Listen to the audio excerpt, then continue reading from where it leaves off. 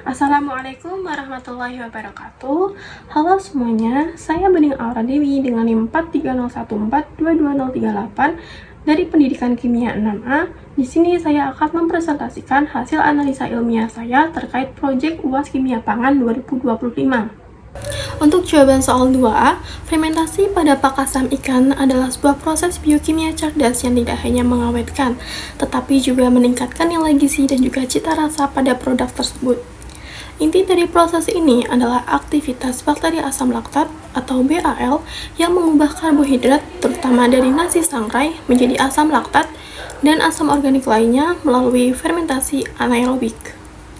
Akumulasi asam ini secara drastis menurunkan nilai pH pakasam dari kondisi netral ikan segar menjadi sangat asam atau seringkali di bawah pada pH 4,5. Lingkungan asam inilah yang dikombinasikan dengan efek garam, di mana secara efektif menghambat pertumbuhan sebagian besar bakteri pembusuk atau bakteri patogen sehingga mengawetkan ikan dan juga memberikan rasa asam yang khas pada ikan tersebut. Lebih dari sekedar pengawetan, fermentasi juga membawa dampak positif pada nilai gizi, di mana pada protein ikan akan dipecah oleh enzim menjadi peptida ataupun asam amino bebas yang tidak hanya membuat protein lebih mudah dicerna dan juga diserap tubuh, tetapi juga meningkatkan cita rasa umami yang gurih pada ikan tersebut. Selain itu, proses ini juga berpotensi meningkatkan kandungan vitamin B, khususnya vitamin B12 yang dimana disintesis oleh mikroorganisme selama fermentasi, serta juga mempertahankan mineral penting di mana fermentasi ini juga dapat menghasilkan senyawa bioaktif seperti peptida antioksidan dan juga antihipertensi, bahkan juga berpotensi mengandung probiotik yang bermanfaat bagi kesehatan pencernaan.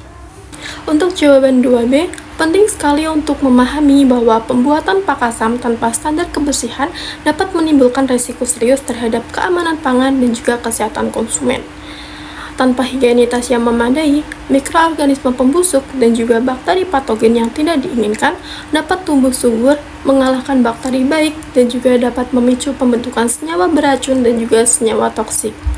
Salah satu yang paling berbahaya adalah senyawa aminabiogenik, khususnya histamin. Pada histamin ini, dia terbentuk ketika bakteri pembusuk mengubah asam amino pada ikan. Konsumsi histamin dalam jumlah tinggi dapat menyebabkan keracunan, stromboroid dengan gejala seperti mual, muntah, sakit kepala, hingga ruam yang timbul pada kulit. Dan pada toksin ini, dia tidak akan bisa hancur dalam proses pemasakan.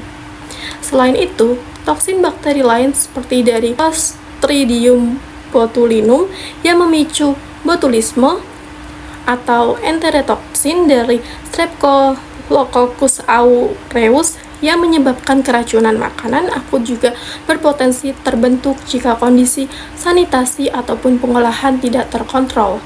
Bahkan, oksidasi lemak dapat menghasilkan senyawa seperti aldehida yang menyebabkan bau tengik dan berpotensi toksik. Dampak dari resiko ini sangat besar, mulai dari penyakit bawaan pangan yang mengancam nyawa, ataupun penurunan kepercayaan terhadap konsumen lokal, ataupun hingga kerugian ekonomi bagi produsen pembuat produk tersebut.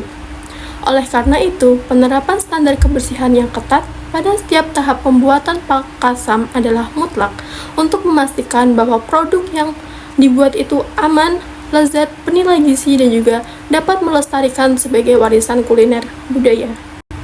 Untuk jawaban 2C, saya sangat setuju dengan pernyataan bahwa garam dapur berlebihan cenderung membuat pakasam lebih pahit, sementara garam krosok tidak membuat pakasam pahit. Hal ini bukan termasuk mitos, melainkan fakta ilmiah yang berkaitan dengan karakteristik dari kedua jenis garam tersebut. Baik dari garam krosok ataupun garam dapur, mereka sama-sama mengandung NaCl untuk pengawetan. Namun, perbedaan fisik yang mereka miliki itu memiliki dampak yang besar, seperti pada garam krosok dengan kristalnya yang lebih besar, di mana dia akan larut secara bertahap. Proses ini memungkinkan adanya proses osmosis yang terkontrol, di mana dia akan menghindari adanya sal shock pada sel ikan dan juga mikroba fermentasi. Kehadiran mineral alami lain dalam garam krosok ini juga berkontribusi pada profil rasa yang lebih kaya dan juga seimbang untuk cita rasanya. Dan juga yang paling penting, tidak menghadirkan rasa pahit di dalam ikan tersebut. Meski begitu, kualitas dan juga kebersihannya perlu diperhatikan karena minimnya proses. Sebaliknya, pada garam dapur, di mana bentuknya itu halus larut, yang dimana akan sangat cepat larut dan juga menyebar secara instan, pelarutan yang terlalu cepat inilah yang memicu adanya reaksi kimia yang menghasilkan rasa pahit ataupun mengekstrak senyawa yang tidak diinginkan dari ikan. Selain itu, kecepatan pelarutannya ini juga bisa menyebabkan adanya salt shock pada mikroba yang dimana dapat menghambat fermentasi yang optimal dan juga dapat menghasilkan tekstur yang keras dan juga ataupun rasa yang kurang mengenakan atau kita bisa sebut rasa datar. Untuk jawaban 2D, berdasarkan data penelitian, untuk mengoptimalkan fermentasi pak asam agar gizinya terjaga dan juga kerusakannya minim, kuncinya ada pada pemilihan sumber karbohidrat, di mana pada data menunjukkan bahwa nasi dan juga beras adalah yang paling efektif dalam mendukung pertumbuhan bakteri asam laktat atau BAL, di mana nasi dan juga beras ini jauh melampaui karang, nasi aking, ataupun tanpa tambahan apapun. Strateginya sudah sangat jelas, di mana kita harus memprioritaskan penggunaan nasi ataupun beras sebagai media fermentasi utama.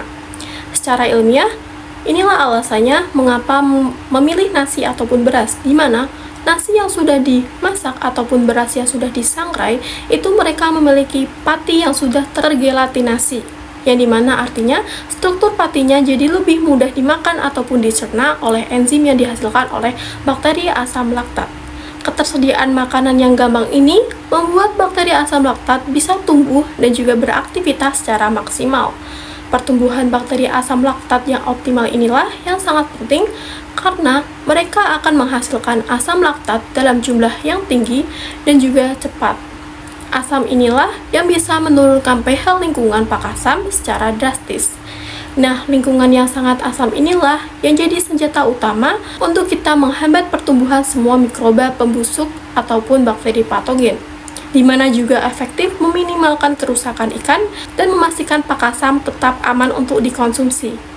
Dampak positifnya bukan cuma di pengawetan, tetapi fermentasi yang optimal ini juga dapat membantu mempertahankan dan juga meningkatkan nilai gizi dan juga protein ikan jadi lebih mudah diurai menjadi asam amino dan gampang dicerna oleh tubuh. Bahkan bisa menambahkan rasa gurih ataupun umami. Ada juga potensi untuk peningkatan vitamin B, khususnya vitamin B12. Meski karang dan nasi aking juga bisa dipakai, hasilnya tidak seoptimal pada nasi ataupun beras. Mungkin karena patinya lebih sulit diakses ataupun ada resiko terkontaminasi tambahan. Jadi untuk pak asam yang terbaik dari segi rasa, keamanan, dan juga gizi, kita bisa menggunakan nasi ataupun beras sebagai pilihan yang paling utama ataupun yang paling unggul. Sekian video pemaparan jawaban ilmiah saya terkait proyek UAS Kimia Pangan. Kurang lebihnya mohon maaf. Saya Bening Aura Dewi. Wassalamualaikum warahmatullahi wabarakatuh.